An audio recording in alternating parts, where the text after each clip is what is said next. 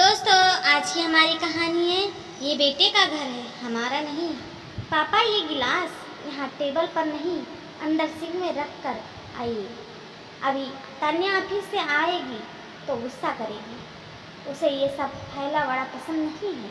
और आप अपना ये अखबार, किताब, चश्मा और दवाइयाँ भी यहाँ से हटा लीजिए। डाइनिंग रूम साफ सुथरा होना चाहिए। मैं तान्या के लिए कॉफ़ी चढ़ा देता हूँ। विपुल ने हरीश बाबू से कहा और अपने काम में लग गया।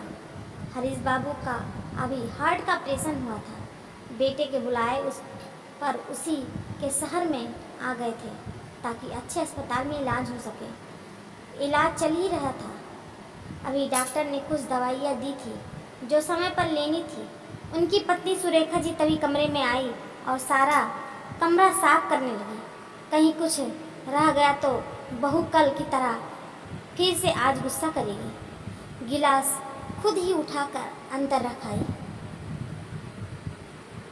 विपुल, तेरे बाबूजी और मेरे लिए भी चाय चढ़ा दे, मौसम बड़ा ठंडा हो रहा है।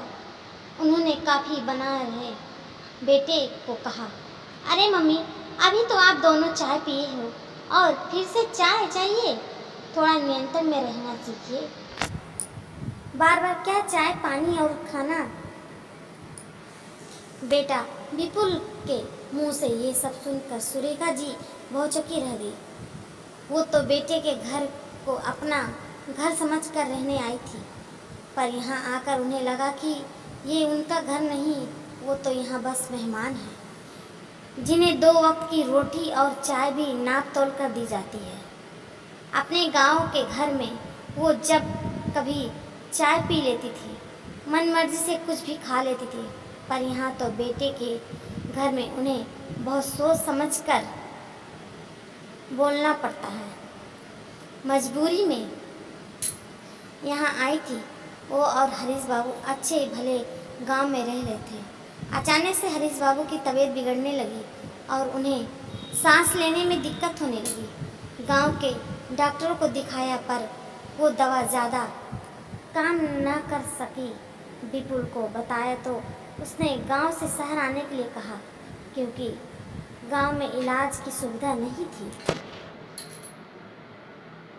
सुरेखा जी जैसे तैसे हरीश को शहर ले आई। वहां डॉक्टर को दिखाया तो काफ़ी महंगा इलाज बताया। मम्मी, आपके पास पापा के इलाज के लिए पैसे हो तो मैं आगे बात करूं, वरना देख लीजिए, विपुल ने बिना लाग लपेटे के बोला। अपने आंसू आंखों में रोकते हुए उन्होंने बेटे के हाथों में फसल से आए हुए पूरे पैसे रख दिए। तब जाकर विपुल ने उन्हें डॉक्टर को दिखाया और इलाज शुरू करवा दिया। सुरेखा, यहाँ से चलो, मैं यहाँ नहीं रहना चाहती हूँ। मेरा यहाँ मन नहीं लगता। मुझे यहाँ क्यों ले आई? इस बार इस घर में मेरा दम घुटता है। ये बेटे का घर है, हमारा नहीं, हरीश बाबू बोले जा रहे थे। आप चुपचाप लेटे रहिए। अब ये डॉक्टर की दवा मुझे कम पढ़ी लिखी को तो समझ नहीं आती है, इसीलिए मुझे यहाँ आना पड़ा। आप जैसे भी बेटे बहू रह लो, इलाज होते ही यहाँ से चले जाएंगे, वो दिलासा देते हुए बोली। तान्या अपने ऑफिस से आ चुकी थी। तान्या बेहद ही नकचड़ी और गर्म मिजाज की लड़की है, जिसे ना अपने सास ससुर की परवाह है और ना ही घर की परवाह है। उसके आते ही विपुल ने उसे कॉफ़ी दे दी और अपने ऑफिस के काम में लग गया। सुरेखा जी की डायबिटीज़ की मरीज़ थी। उन्हें हर थोड़ी देर पे भूख लगती थी। शाम हो चली थी और अभी तक रोटी बनाने वाली नहीं आई थी। उन्हें भूख लग रही थी। बहू की रसोई में सिर्फ रोटी बनाने वाली ही जा सकती है। सुरेखा जी को वहाँ कुछ भी करने का इजाज़त नहीं है थी। सुरेखा मुझे पता है तुझे भूख लग रही है और आज रोटी बनाने वाली नहीं आई। चल अपने घर चलते हैं। बेटे के घर में तो हमारी भूख प्यास और हमारी कोई कदर नहीं है। तभी विपुल कमरे में आता है। तान्या और मुझे एक पार्टी में जाना है, तो सुबह की रोटी बनी रखी है, वो खा लेना। मैंने अचार निकाल रखा दिया है। लेकिन तेरे बाबूजी तो हार्ट का पेशेंट हैं, उन्हें तो दलिया बनाना होगा। सुरेखा जी की बात को अनसुनी करते हुए विपुल और तान्या पार्टी के लिए चल गए। सुरेखा जी ने कैसेरोल में देखा 2 पतीली पापड़ सी रोटी पड़ी थी। उन्हें तो इस तरह ठंडी रोटी खाने की आदत नहीं थी।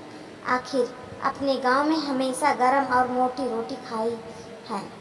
उन्होंने हिम्मत की और हरीश जी के लिए दलिया चढ़ा दी। उन्हें दलिया खिलाकर दवा दे दी, फिर खुद ने रोटी खा ली। सामान ऊपर से उतार तो दिया, पर उनसे दोबारा रखा नहीं गया। रात को दोनों देर से आए और सो गए। सुबह तेज आवाज से उनकी नींद खुली। वो सीधे उठकर बाहर आ गई। मम्मी, आपने किसकी इजाज़त से घर में दलिया बनाया और पूरी रसोई बिखार दी? सुरेखा जी समझ गई उनका बेटा बहू की जुबान से बोल रहा है, क्योंकि बहू को कुछ कहने की ज़रूरत नहीं होती है, सब कुछ बेटा कह देता है। आज सुरेखा जी से रहा नहीं गया और बिफर गई। हाँ, पता है ये तेरा घर है और तेरे घर में तेरी चलती है। ये बात अलग है कि ये तेरे फ्लैट तेरे बाबूजी की अपनी ज़मीन बेचकर तुझे दिलाया था। इस घर पर हमारा कोई हक नहीं है। हमें तो इतना भी हक नहीं है कि हम अपनी मर्जी से अपनी पसंद का कुछ बनाकर खा सकें। तेरे घर में हम दोबारा चाय नहीं पी सकते।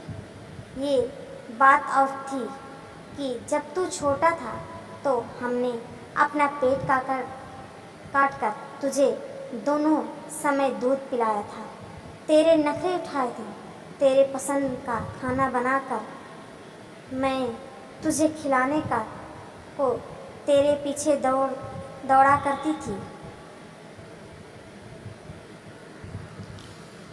तेरी पसंद का खाना बनाकर मैं तेरे चेहरे पर खुशी देखना चाहती थी।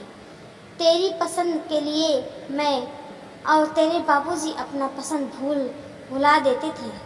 तेरे घर में तेरी पत्नी को हमारा बिखरा सामान पसंद नहीं है। ये बात अलग है कि तूने अपना बचपन मेरे घर में बिताया था, जहाँ तेरे खिलौने हमेशा बिखरे रहते थे, तेरे किताब, तेरी स्कूल के कपड़े, तेरे पेन पेंसिल पूरे घर में फैले रहते थे। तेरे गंदे जूते की मिट्टी से रोज़ आंगन गंदा हो जाता था। तेरे घर में तू अपने हिसाब से रह सकता है, तेरी पत्नी रह सकती है, पर तेरे माता पिता तेरे घर में खुशी रहने की इजाज़त नहीं है। तेरे घर हमारे लिए तो जेल है, जहाँ हम अपनी मर्जी से कुछ भी नहीं कर सकते हैं। हाँ बेटा, ये तेरा घर है, जहाँ तेरी माँ अपनी मर्जी से सांस भी नहीं ले सकती है। मैंने गांव में फ़ोन करके तेरे चाचा को बुला लिया है। हम दोपहर को ही अपने घर चले जाएंगे। ये तेरा साफ सुथरा घर तुझे मुबारक हो, और तेरे बाबूजी का इलाज भी मैं खुद शहर आकर करवा लूँगी। अब तो मैं भी सब जान गई हूँ। तेरे घर तू अपने पास में रख। हमारे पास ईश्वर की कृपा से गांव में घर है, जहाँ हम अपना बुढ़ापा बिता लेंगे, पर तेरे घर में कभी कदम नहीं रखेंगे। अपने बीमार पिता को तुझे ये कहते हुए शर्म नहीं आई कि गिलास सिंक में रखना? अभी वो कमज़ोर है और बीमार भी है, गिलास और सामान तू भी अंदर रख सकता था, पर तुझे तो अपनी पत्नी की सेवा से फुर्सत मिले तो हमारे लिए कुछ करेगा। विपुल को अपनी गलती पर एहसास हुए, पर तब तक बहुत देर हो गई थी। सुरेखा जी अपने पति हरीश बाबू को साथ अपने घर चली गई। दोस्तों, हमारी कहानी कैसी लगी? अच्छी लगी तो कमेंट में ज़रूर बताइएगा। हमारी कहानी को ढेर सारा शेयर कीजिए।